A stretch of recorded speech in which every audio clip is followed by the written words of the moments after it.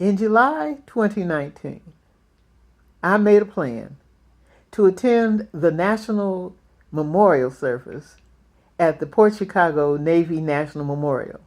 After all these years researching this theory and researching Port Chicago and the Manhattan Project connection, I thought I'd go out to the site and see what the site looks like, meet a few people. I was going to keep my mouth closed. I wasn't going to talk about the nuclear explosion conspiracy theory.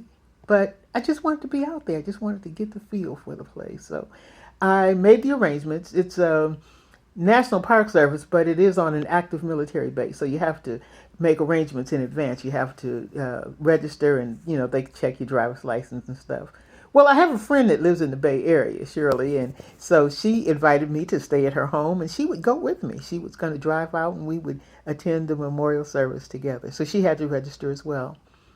We got to the base just as the bus had left with the last group of visitors to the site. So we were not able to attend the memorial in July of 2019. Oh.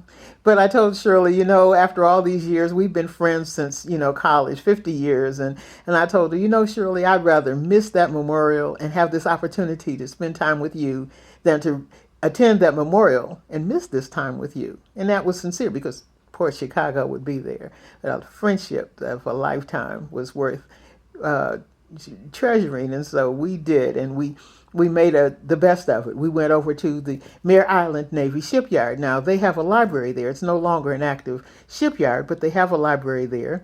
And while I looked through the library looking for maybe some more parts to add to my research, Shirley entertained the librarian. She told him that I was interested in Port Chicago, the story of Port Chicago. And of course, he immediately went and got a copy of a display that they had recently had on the Port Chicago mutiny. Because don't you know, if you say Port Chicago to anyone, that story is not about the massive explosion. It's about the mass mutiny trial.